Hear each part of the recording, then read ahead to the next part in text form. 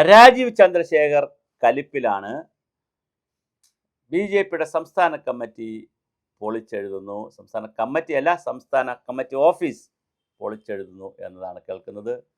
സംസ്ഥാന കമ്മിറ്റി ഓഫീസിനെ കുറിച്ചുള്ള വലിയ ഒരു ആക്ഷേപമുണ്ട്. സാധാരണ പാർട്ടിയിൽ കുറേയെങ്കിലും ആളുകളെ, ത്യാഗപൂർണമായി പ്രവർത്തിക്കുന്ന ആളുകളെ ഓഫീസിൽ കൊണ്ടുവയ്ക്കും.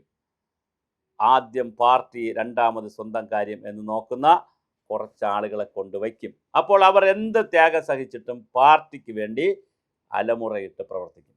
എന്നാൽ ബി.ജെ.പിയുടെ സംസ്ഥാന കമ്മിറ്റി ഓഫീസിൽ പ്രൊഫഷണലിസം എന്ന് പറഞ്ഞ് ഒരുപാട് ആളുകളെ പോസ്റ്റ് ചെയ്തത് വലിയ വിവാദം നേരത്തെ തന്നെ വന്നിട്ടുണ്ട്. അതിനെ തുടർന്ന് മിക്കവാറും ദിവസങ്ങളിൽ നല്ല ഭക്ഷണം കൊടുക്കുന്നതിനൊന്നും നമുക്ക് ഒരു അഭിപ്രായമില്ല കേട്ടോ, നമ്മളതിനകത്ത് കക്ഷിയേ അല്ല. പക്ഷേ വിവാദങ്ങൾ പുറത്ത് വന്നതാണ് പറഞ്ഞത്.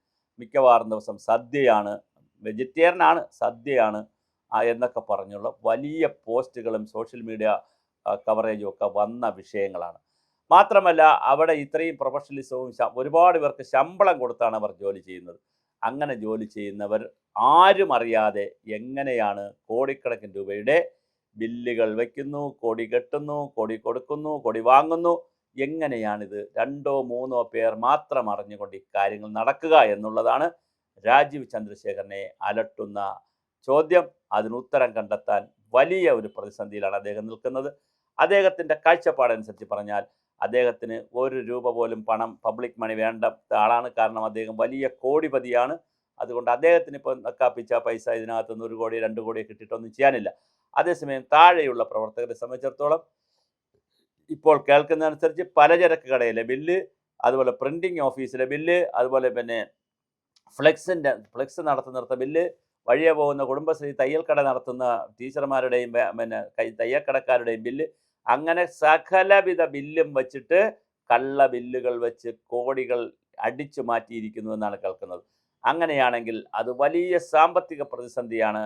അത് പരിഹരിക്കപ്പെടേണ്ടതാണ്. ഒരു പാർട്ടിയിലും ഇന്ന് വരെ, കേരളത്തിൻ്റെ ചരിത്രത്തിൽ ഇന്ന് വരെ ഒരു പാർട്ടിയിലും പാർട്ടി ഓഫീസിലിരിക്കുന്നവർ ഇത് അടിച്ചുകൊണ്ട് പോയെന്നും പാർട്ടിയുടെ സംസ്ഥാന തലത്തിലുള്ള ഓഫീസിലുള്ളവർ മുക്കിയെന്നുമുള്ള ഒരു വാർത്തയും നമ്മളിതുവരെ കേട്ടിട്ടില്ല. ആദ്യമായിട്ടും ആണ് ബി.ജെ.പിയിൽ ഈ വാർത്ത കേൾക്കുന്നത്. CPM-നകത്ത് സംസ്ഥാന കമ്മിറ്റിയുണ്ട്. സംസ്ഥാന കമ്മിറ്റിയിൽ നിരവധി കമ്മിറ്റി ഓഫീസിൽ നിരവധി പേർ പ്രവർത്തിക്കുന്നുണ്ട്. കോൺഗ്രസ്സിന് ഇന്ദിരാഭവനുണ്ട്, നിരവധി പേർ അവിടെ പ്രവർത്തിക്കുന്നുണ്ട്. അവരൊക്കെ വളരെ ത്യാഗപൂർണമായ, ശമ്പളത്തിനപ്പുറമുള്ള ത്യാഗപൂർണമായ പ്രവർത്തനങ്ങൾ നടത്തുന്നവരാണ്. അതുപോലെ തന്നെ ബി.ജെ.പി ഓഫീസിലെ മറ്റൊരു പരാതി, അത് ഞാൻ 2 വീഡിയോ കാണുകയുണ്ടായി. അവിടെ ആരെങ്കിലും ചെന്നാൽ ഈ ചെല്ലുന്നവരെ ഡീല് ചെയ്യുന്നത് സർക്കാർ ഓഫീസിനേക്കാൾ കഷ്ടമാണ്. സർക്കാർ ഓഫീസുകളിൽ ഇതിനേക്കാൾ മാന്യമായ ഒരു സ്ഥാനം ലഭിക്കും.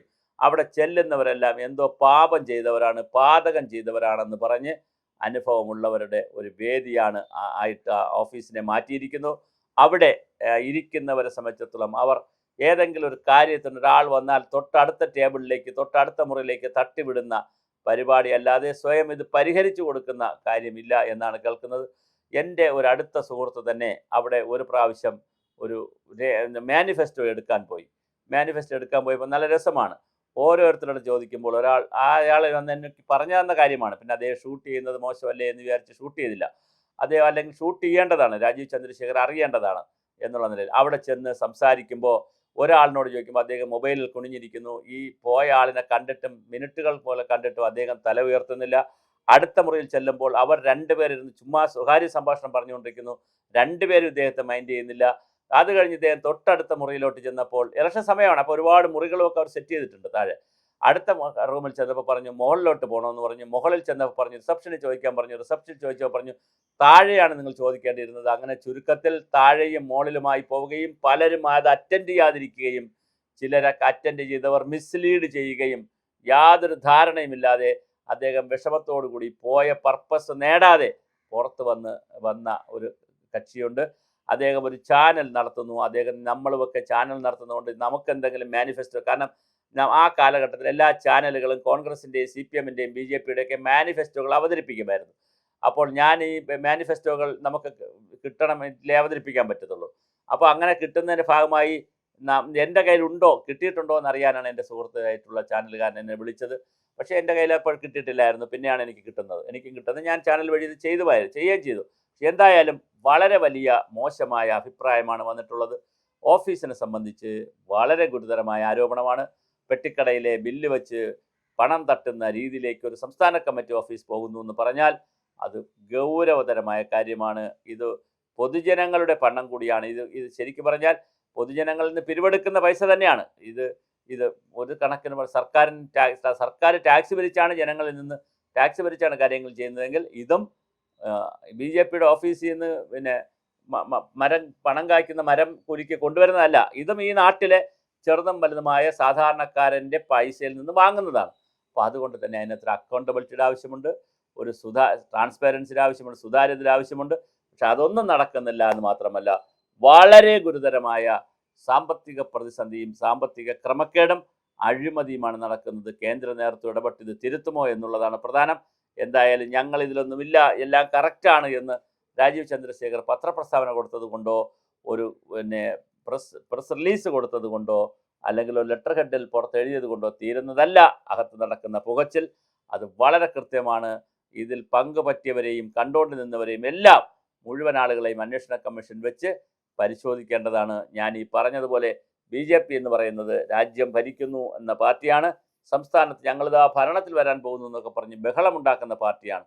ഭരണത്തിൽ വന്നാലും ഇല്ലെങ്കിലും ഈ ബഹളത്തിനിടയിൽ ഈ പറയുന്ന കാര്യങ്ങൾ ചെയ്തില്ലെങ്കിൽ ഒരു രാഷ്ട്രീയ പാർട്ടി എന്നുള്ള നിലയിൽ അതിൻ്റെ അസ്തിത്വം ഇല്ലാതാകും.